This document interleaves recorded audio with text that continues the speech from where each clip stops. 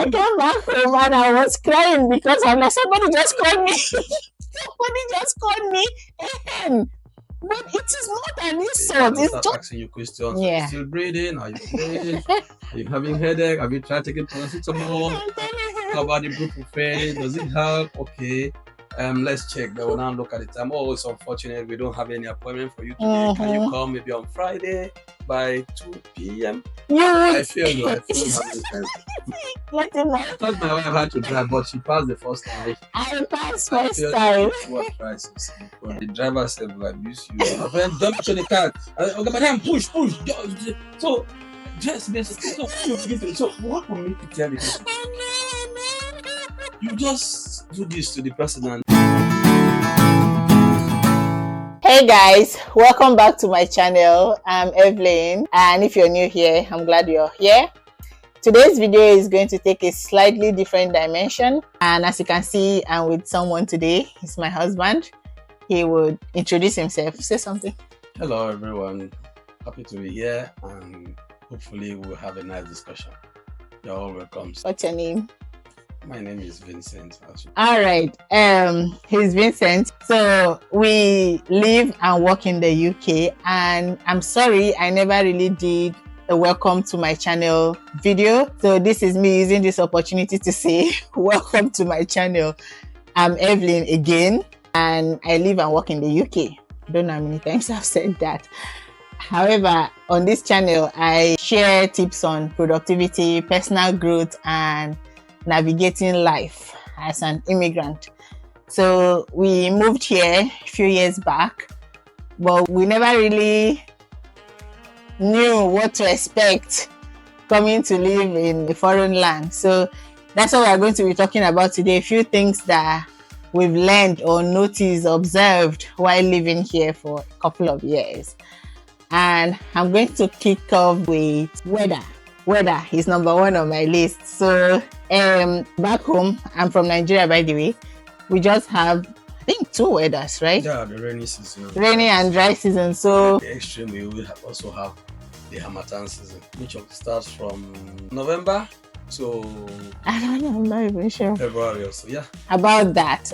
Coming here, where I am is even worse. It's Scotland. So you can have like 4 seasons in a day. You have the rains, you have winter, you have everything in one day. It's really, really rough sometimes. So I think people that are living in England are a bit lucky because I think their weather there is fair.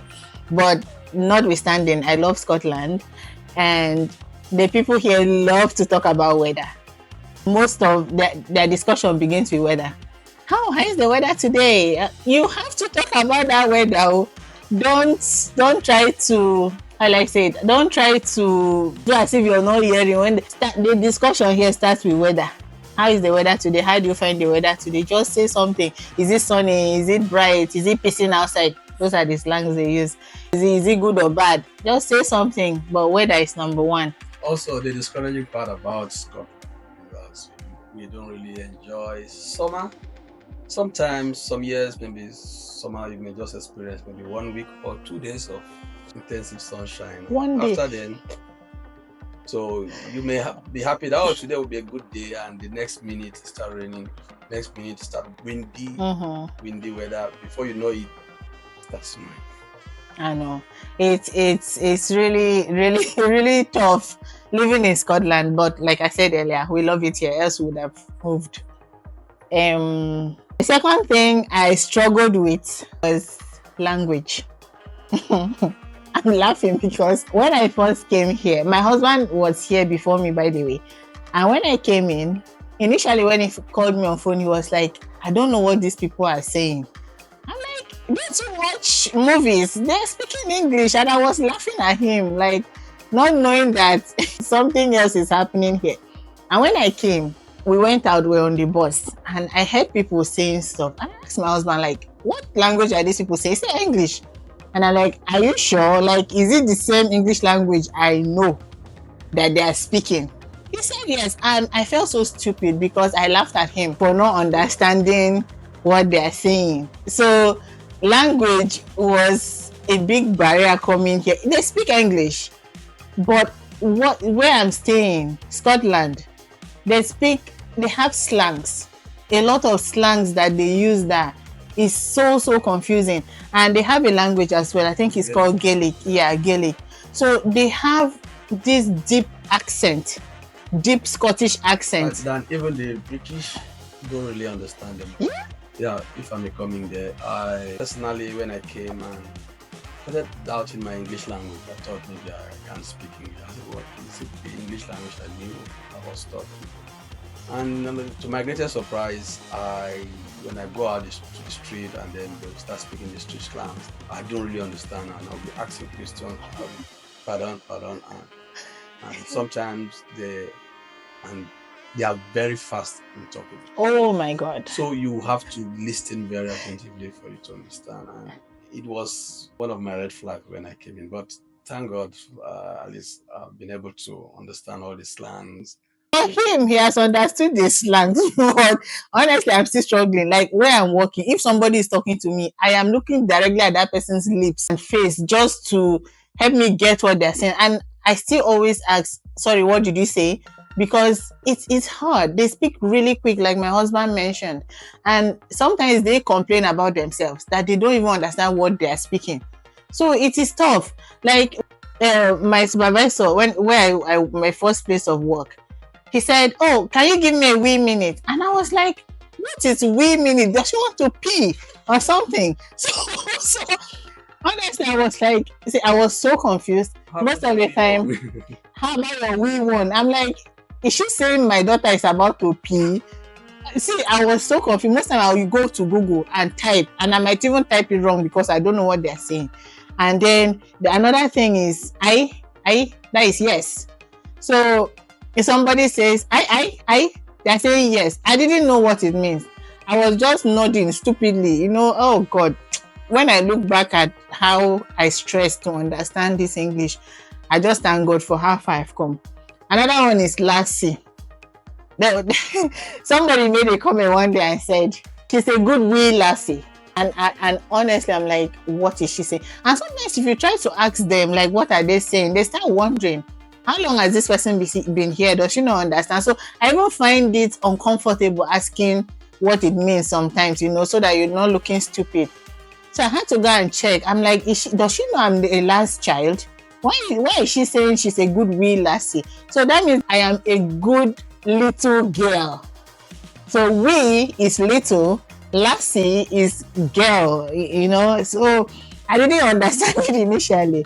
And then there was another day somebody said, "Hello, hen." And I came back home and I was crying because I'm like, somebody just called me. Somebody just called me a hen. But it is not an insult. It's just hello there or something. Just a slang, just to say hello there or hello somebody or something. It's not that they're calling me a hen, but slangs. I will not mention all of them in this video. It's going to take too long.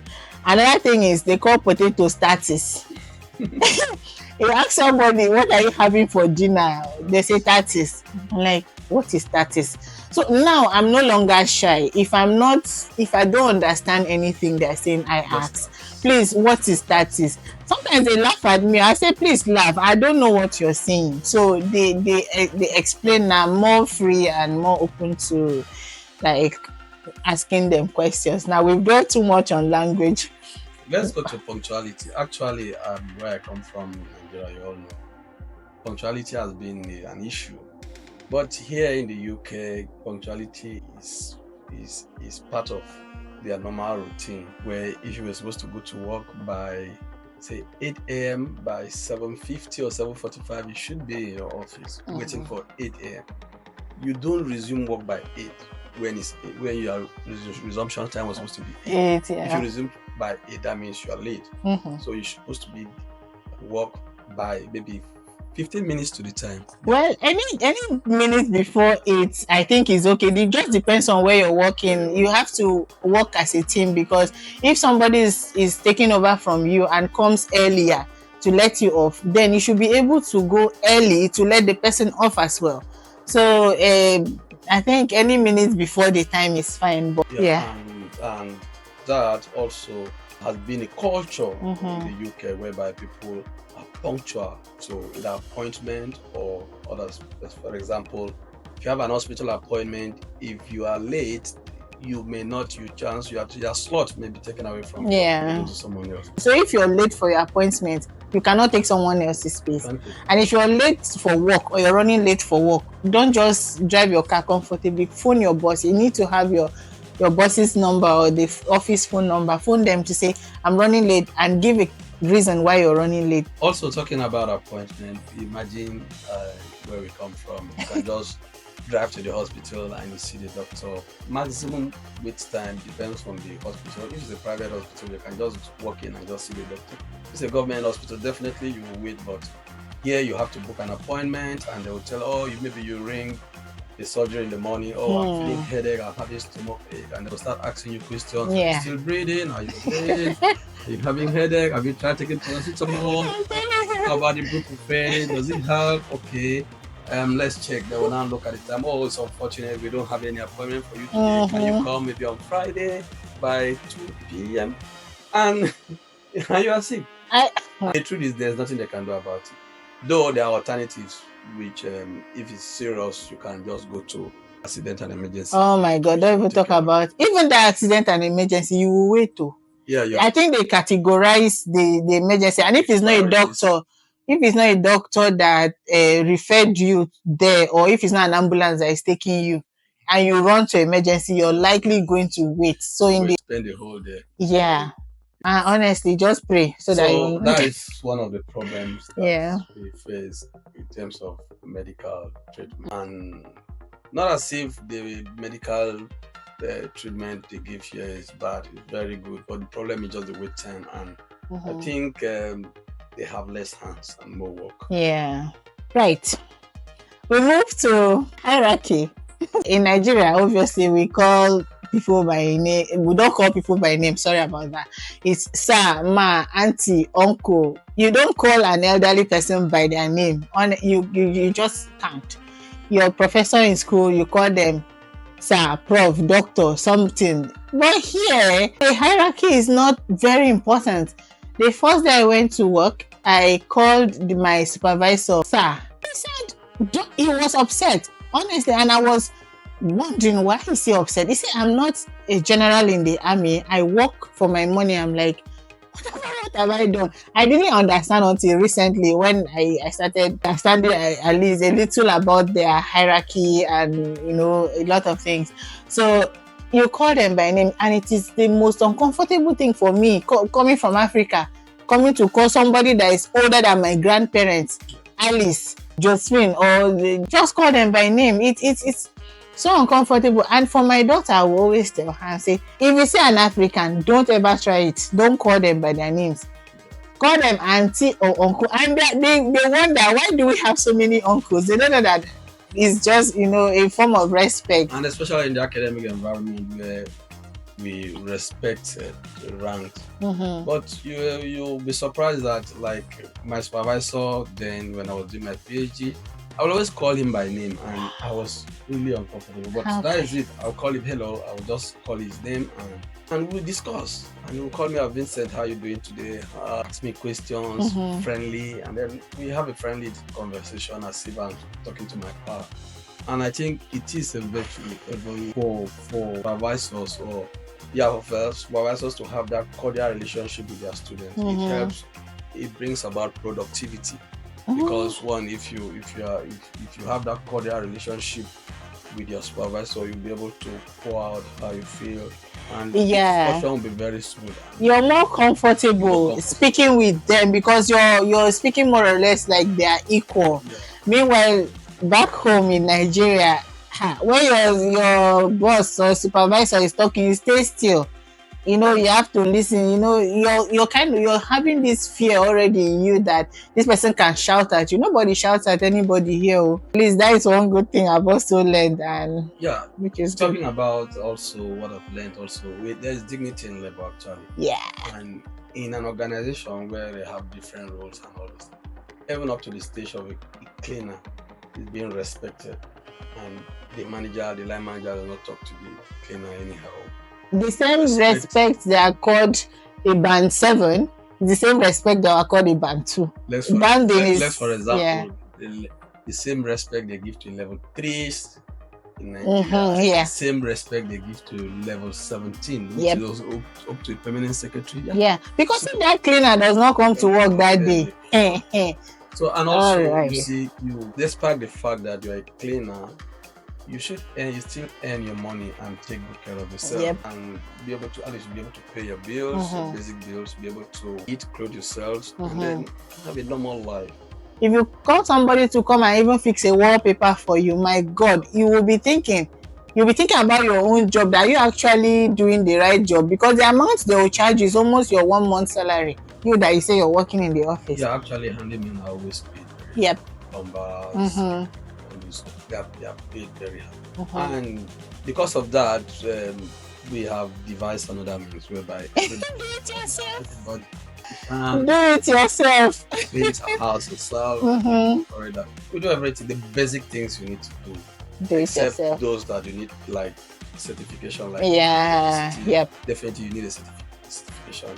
Despite the fact that I'm an electrical engineer, I don't have rights to fiddle with electrical equipment in the house. Not really equipment, electrical fittings.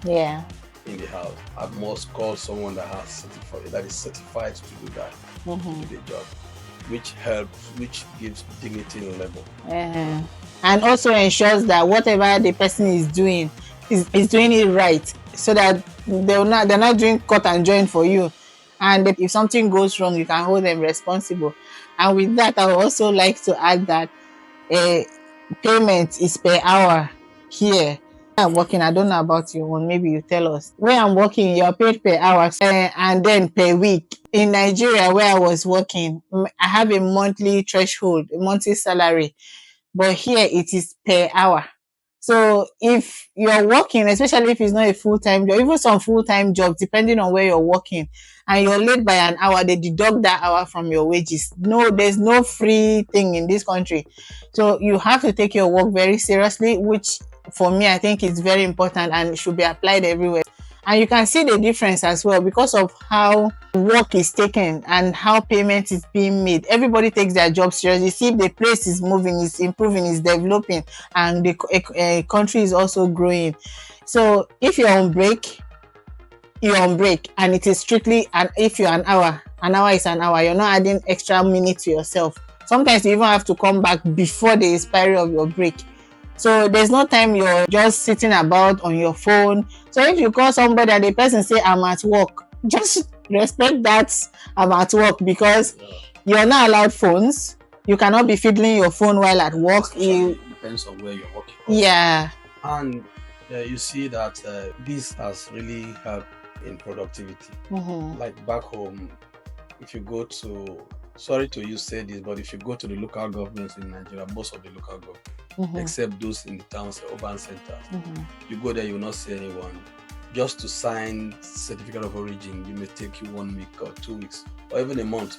Or you will even the secretary of council will even call you and say, okay, come to my house or to sign the certificate. I call it a certificate of origin, because people are not responsible to you cannot do that here. You can't do that here. You must, if you are for night shift, you are starting by 8 p.m. Know that you are working till 8 a.m. in the morning. So you are accountable for your work time. If you're sick, you phone to say you're sick, you will be off sick. So you can't just stay at home. If there is a reason you're not at work, your manager has to know. So you are accountable. You must be accountable for that £1 that you're being paid. So there's no free thing in this country. Another thing I'll talk about is sorry before he comes in. Saying sorry. Initially, somebody is not well. I'll say, oh, sorry. They say, no, it's not your fault. Why are you telling me sorry? Honestly, the cultural shock gave me more shock than the weather and anything else. Because what I felt normal in Nigeria is not a normal here. We say sorry a lot in Nigeria, even when somebody felt that, oh, sorry, madam, sorry, sir, sorry. Oh, sorry, please, can you get me that? sorry, please, can you help me with that? Sorry. You're saying sorry before you even say anything. But I actually understand it, especially in Nigeria. Yeah. Nigeria is a very hostile environment where everybody's aggressive. I'm So busy. before you ask for a Not favor, everybody's no, aggressive. majority, 90% of Nigerians are They aggressive, quick vex. including me. I'm not. Yes, why I say so? Why I say so? Because the environment itself is toxic. So you're angry right from the morning, because if you get up in the morning, there's no light, there's no water, you'll be angry. You just be angry with yourself. You try to buy, you go to the shop to get something today, is maybe 1,000 naira. The next day you go to buy the same thing, it says 1,500. So you are just angry. Everybody's angry.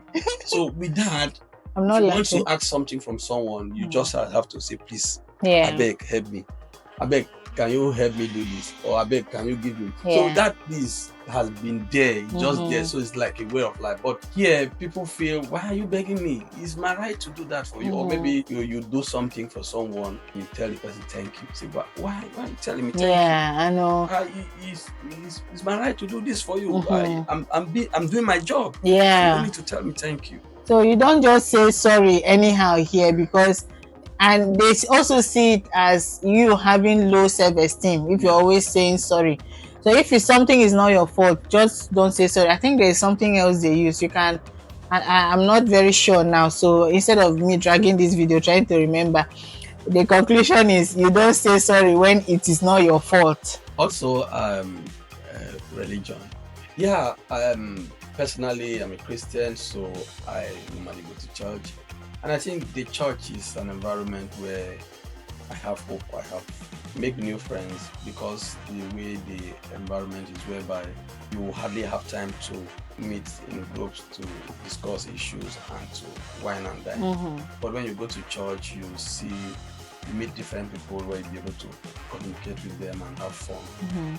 Though the way the whole stuff is going, and it is that most of the churches are now pubs and clubhouse, yeah, which is quite unfortunate, because the British brought Christianity to Africa. Yeah. And specifically in Scotland, those of you from Cross River State, you know how Scotland is so dear to Cross River because of the Presbyterian Church and the Reverend Hobodel, the great Hobodel training institute. All of them came from Scotland, and some came from Portuguese and the rest of it. That's another story.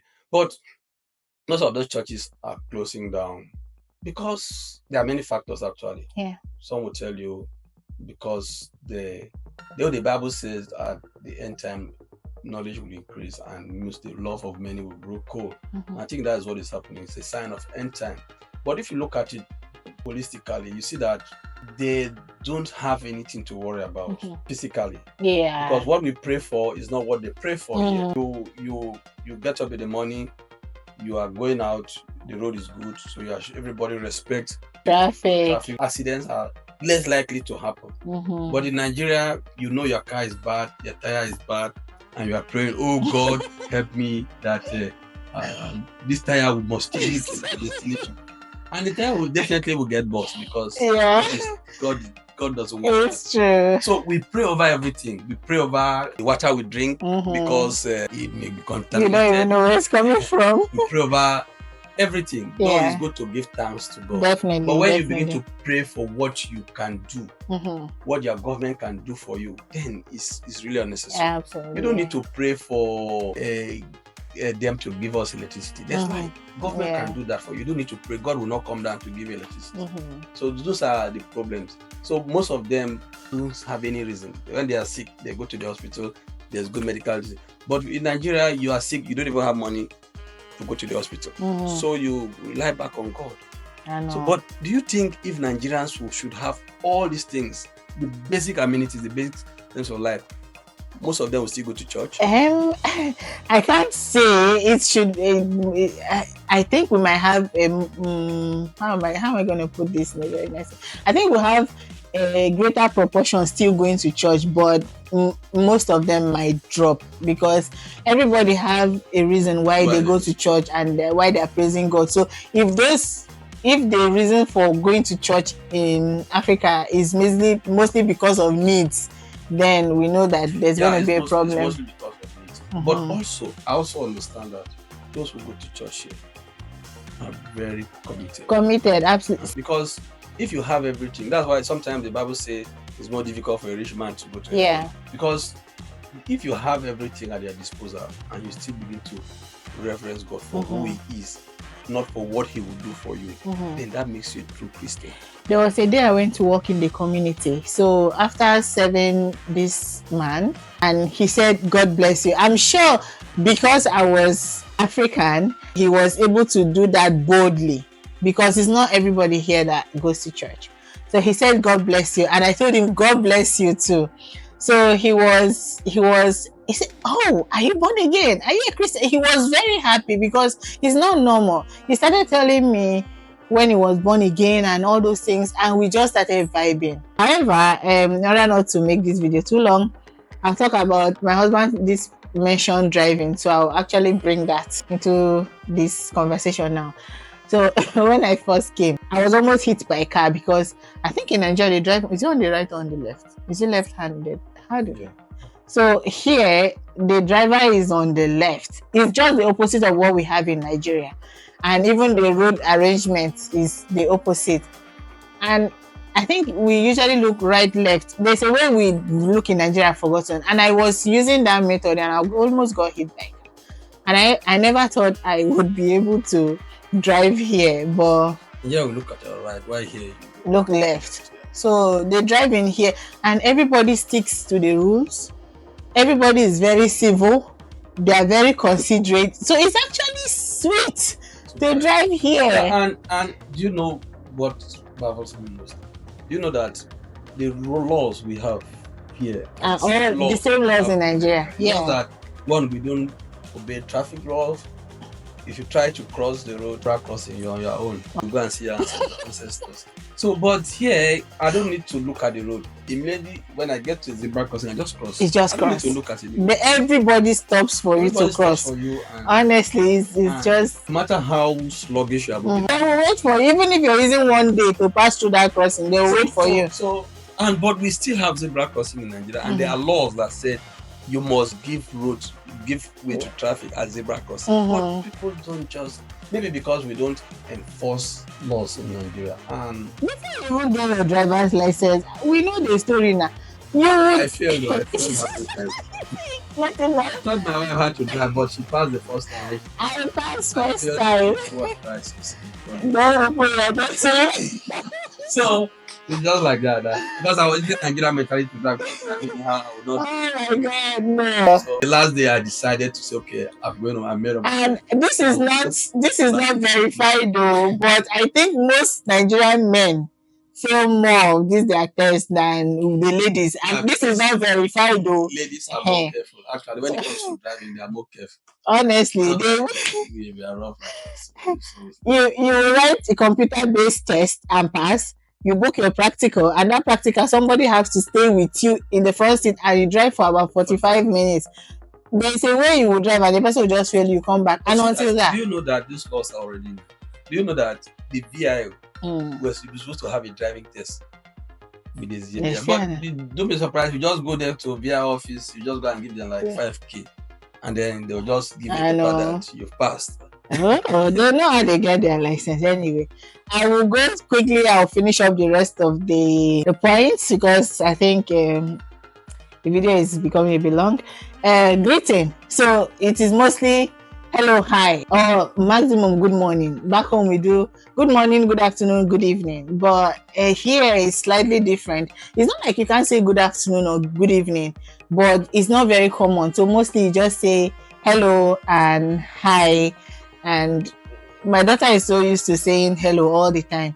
And I'll tell her, please, if you see us, our kind of people, say good morning, auntie, and good afternoon, auntie. Because we visit home also. And the two cultures are different. I don't blame her, she's a child. The two cultures are different. So, but we always have to remind her where she's from and how to relate with our people back home. So greeting is mostly hello, hi. Sometimes if you say hello to somebody, or if somebody say hello and you say hi, you cannot say good morning again, because that good morning is already the hello. It's quite confusing, but when you're here you get used to it. Yeah, so also I came to realize that pets are very important. Oh, yeah. And then back from where I come from, yes, we have dogs. Our dogs are just security dogs, but here they are pets. If you have a dog, then you train the dog to be very wild. You And don't need security dogs here. so here Police. they have pets, and they pay so much attention to pets. It's like your babies. It's more difficult to take care of pets than to take care of children. And there are laws surrounding pets as well. So it's more expensive. Their foods are more expensive than yeah.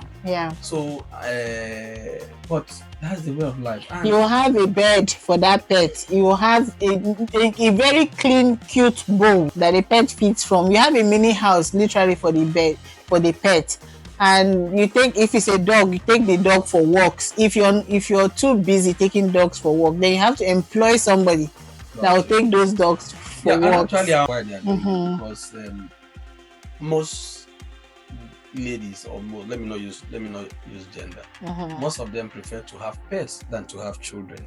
And you see, the thing with walking dogs is that, from what I've learned from a couple of them, is that if you don't walk your dog often, they are aggressive. And here, if somebody's dog bites you, it's serious. So to tame the aggressiveness, you take them to, they're like kids now, you take them to expend their energy somewhere, and then when they're back home, they're relaxed and more happy. So pets are a thing. Not like us back home, where we prefer to have children around us than pets. But here, they prefer to have pets around them.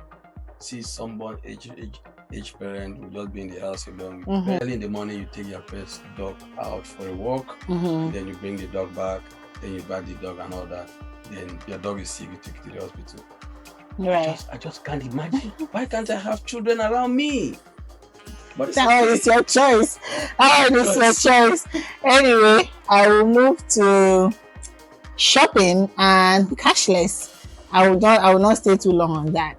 When I got to a shop, I was asking my husband, where will I leave my bag? You know that when you enter like Spa in Cross River, there's a place where you put your personal bag, like it's not a shopping bag. You put any bag you carry, either your handbag or knapsack, you have to put it in here. So you can. Oh my God! I don't know. Here, even if you're carrying Ghana must go, you're going with it. Actually, I understand why it's like that. You see, the security here is quite tight because there are cameras everywhere. So, but back then in Nigeria, most of the shops don't even have enough cameras. See, there are some shops that don't even have camera, but it's just a culture. I don't know. There's a lot of shoplifting actually. Yeah. But it's minimal based on the importance they put into it. For example, in Nigeria, if you allow your shops to be like that, then I know. But here, you are just conscious that you may be caught, and there are consequences for Oh my God! It's just like it doesn't stop. When you're caught doing one bad thing, it doesn't stop. And if any bad thing is happening around that your area, don't be surprised. You might be the first suspect. So it's something like, it's like a stigma. So just don't do anything wrong. Don't be caught doing anything wrong. It's not gonna stop. So I went to shop, and then we got stuff, and I was expecting that they'll put it in a bag. You know, in Nigeria, if you buy something now, they'll put it in the bag for you, and you're not paying for that bag. But here, you will pay for the bag that they're using putting your own stuff for you. So that means you have to keep those bags to reuse next time. That is like a recycle policy. I know. But if people buy exactly. So you see that people will not use much of it. We buy like a shopping bag or a carrier bag for about 30p, which is, I don't know the equivalent in Naira. Most of the shops sell it for 30p. Some even sell it for £1. £1 is like over 2k in Nigeria. So when you buy a bag, one bag for 2,000, and maybe you went to buy stuff in the market and you're paying extra 2,000 just for the bag you use and putting those things. Hey God, I know we used to pay for sack and moto, but even those small bags, those small black bags, you pay. You go to Spa and they'll give you small bags for free. No, you pay for it here. Nothing is free. And I also mentioned that the society is mostly cashless. I can't remember the last time I had cash on me. So if you're buying stuff inside market, it's not as inside market. I already understand with them, but I know. It's a good thing whereby you don't need to carry money along and all those things. I know Nigeria is getting there, but they should do better, because a typical market woman will not want to have POS space. Yeah. Also, another stuff that is an issue. Issue? Is I call it an issue. Is bills. Yeah. Pay your bills every month, rent every month, which is somehow good, because you don't need huge amount of money. You don't need to wait to have 1 million naira before you rent an apartment. But sometimes paying, say, the current, something that occurs every month, you are conscious. What he's trying to say is bills are paid, or even rent is paid every month here. So you are not paying if you have money to pay 1 year in advance, it's okay, but I don't think they will even accept it, because sometimes they increase the bill small. But you pay your rent every month as you collect salary. Give to Caesar what belongs to Caesar for your rent. Yeah, electricity, gas, and all that. Yeah. And when we pay bills, electricity bill, it made us to be conscious of the amount of energy we waste in the house. Yeah. Switch on TVs, switch on lights, everything at the same time. You'll be paying so much. So we pay too much for electricity. But if you look at it,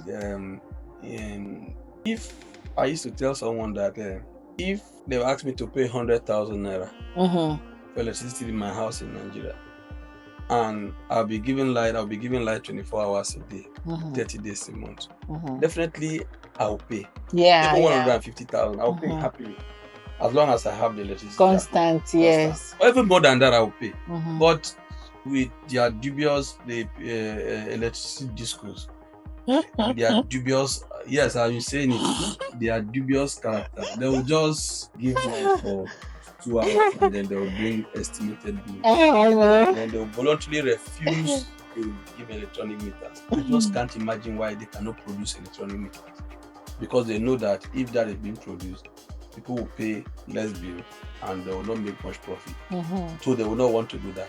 And then they've started doing band A and band B. So there are some people that are more important in Nigeria than others. Yes, you are staying in a particular tools environment, they call it band A. Right. Then you are staying in one Adige area, they will just call it band C. That means they can give you light like 2 hours a day or 2 hours into one. You're joking. And then they will give you estimated bills. I didn't know that. I'm just hearing that for the first time. It's quite unfortunate. Anyway, moving forward, we'll talk about teas and coffees. I know in Nigeria it's not, at least for me, I know it's not for everybody, it's not a thing, but teas and coffees here is very, very, very important. You go to someone's house, they're offering you tea and coffee. Very important. It's more than fried rice, so that tea and coffee. Like, it's a British thing. Yes. Like a norm. You care for coffee, they must ask. And I mean, I'm not used to it. And the tea is not like chocolate, Milo and peak milk. It is tea bag. You see, like Lipton, and then maybe with milk or something. That's what I mean. So it's not like chocolate. So that's what they call tea here. And there was one day I was working. But once it's 5 o'clock, the manager for the day will say, "Is anybody going for tea?" And like all this confusion, the confusion is still confusing me. And I'm like, why is somebody taking tea at 5 o'clock? And why is she always saying it at 5 o'clock? Anybody going for tea? And me, I don't always go because I don't know what it is about. Eventually, I had to go and browse. Google has been my very best friend since I came to this country. So tea time is 5 p.m. So it can be just maybe tea with snacks, or maybe with friends or something. But that 5 o'clock tea is very important. They don't play with it here. So it's more likely like a mini dinner, if I would say it like that. Is that finally? Oh, talk about courtesy. Courtesy? Yeah, let's talk about courtesy. Politeness. Yeah, politeness. I've learned to be polite. You see, you be in an environment whereby you hardly see someone strive or shout. We are used to shouting. I personally am very good at shouting. But I've learned to be calm, not to be harsh or use harsh words, Mhm. foul language, and all that. And it's very good because you are coming out of a door and someone opens the door and the person will wait for you to pass, Mm-hmm. despite Courtesy. despite the fact that it's your senior. Mm-hmm. So, oh no, don't worry. You just thank you and thank you, Please and thank please you. and thank you. It's like word. it's a And must. they'll teach you right from small Yep. to say please and thank you. Mm-hmm. And it's actually, imagine in Nigeria where everybody uses that word. Oh Please and God. thank you. Oh God. It's Oh, going to thank be you. so good. Thank you very much. You do Just- something, I'll say just thank Mhm. you. Oh, that's lovely. This is beautiful. Yeah. That's awesome. You understand? It makes you relax and there'll be less strife. Strive, yeah. And we that's why I said at the first that we are in a very toxic environment in Mhm. Nigeria. Yeah. Because if we can do that, imagine the problems we'll solve. Just to say thank That's you. right. Oh, I'm sorry.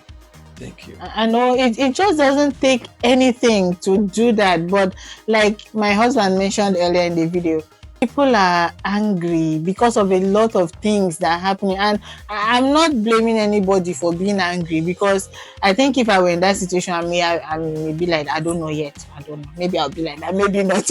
But people are just upset. The economy is something else, so nobody is really thinking about the please and thank you. But that is not to put Nigeria in a bad light, right? Because there are still so many people that are very polite and cautious and just But it doesn't take anything. yeah. Your circumstance should not change your behavior. Oh, I know. So- but then it's so- easier said when Yeah, so it will help. It Yeah. will solve a lot of problems. Imagine if you're coming down from a bus, you tell the bus driver thank you. It's not like it's a must, but I like it. I just but like it. imagine you jumping into a bus in Nigeria, the driver said will abuse you. My friend, jump into the car. Okay, madam, push. So just so what will make you tell the person? You just do this to the person and say so but it's okay. Like I said, we are still there. Yeah. We'll get there, yes. Yeah, so I think we have I will say one last thing before we leave. Even though he still has one thing to talk about, she's running. I'll say one last thing before we leave, and that is privacy and honesty.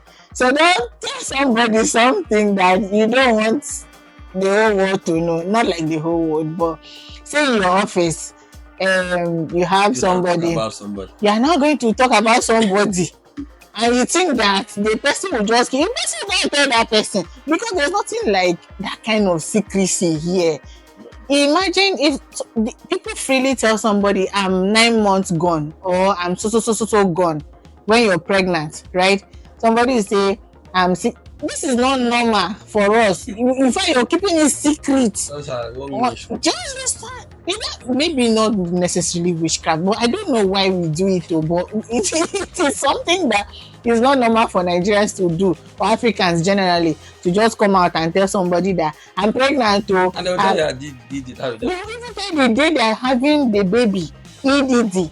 They'll tell you I'm having the baby on the 12th of August 2025. It's open. It's an open book policy. But like I was telling them, I said, this is not normal for us. So I can't even ask somebody, even up till now that I know that it is something that they don't hide. I still can't ask somebody, how far gone are you? Or, those kind of personal questions. So, and if you do something wrong and you go and tell somebody and say, see what happened when we were having so and so, I did so and so. And then you are now thinking that person will back you up, or that person will pity you. Let something happen. Even before something happen, the person is going, just know that the person is going to report you.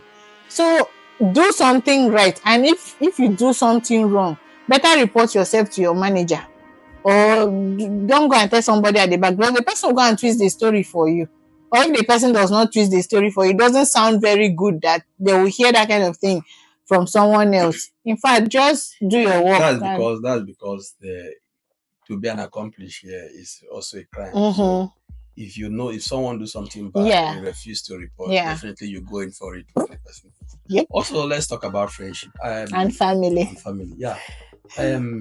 there is something I really miss from Nigeria. Oh and no, me too. that is gathering with friends. Yeah. Imagine Sunday evening back from church, just go out, meet with friends, sit down, Big discuss beer. about football, get bottles, and then with a lot of soya, and then we discuss, and then we come. Soya, I miss soya. So yeah, here you have friends, but whenever you are free, your friend may not be free, so it's difficult for you guys to meet. You can be in the same city for maybe 6 months or so. You may not be able to meet because I may be free today and it's at work. So it's difficult for both of you to be. And the day he or she may be free, you want to rest. I know. So, and for you to come to go to his house, you have to call him. Guy, how far are you at home? Can I come? Yeah. If you say yes, then. If see, I and my friend live just 2 flats away from each other, so I'm like number 18, she's like number 14 or 12, something like that. But if we don't meet during school runs or in church, to even move from here to our house or for her to move to, it's not easy to just get up and go and visit somebody. You know, it's the protocol sometimes can be too much because you have to phone. Are you home? Are you at work? Are you free now? It's possible the person is even tired and resting because people work too much here, hard work. So sometimes the person's free day, she just want to ease it and rest. You know, so that is one of my red flags when it comes to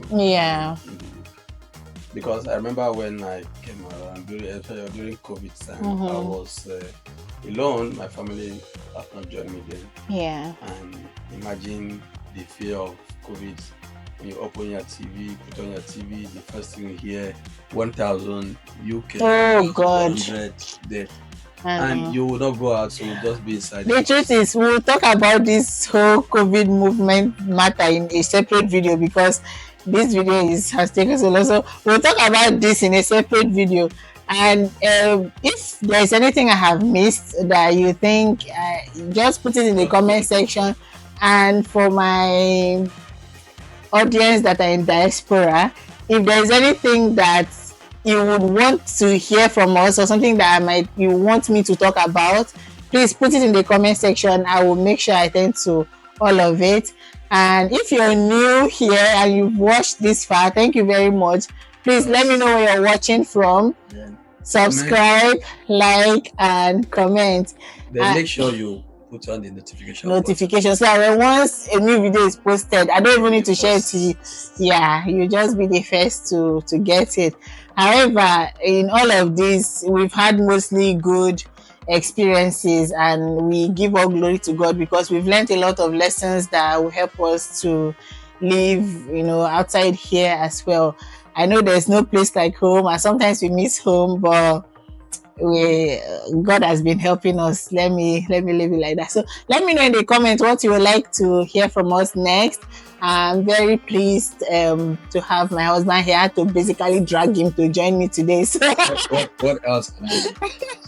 So thank you very much for coming, babe. I appreciate your support. All right. So always there for you. Thank you. All right, guys, and that is the end of our video for today. So God bless you. Thanks for your support so far. Bye for now, and until we meet again. God bless you.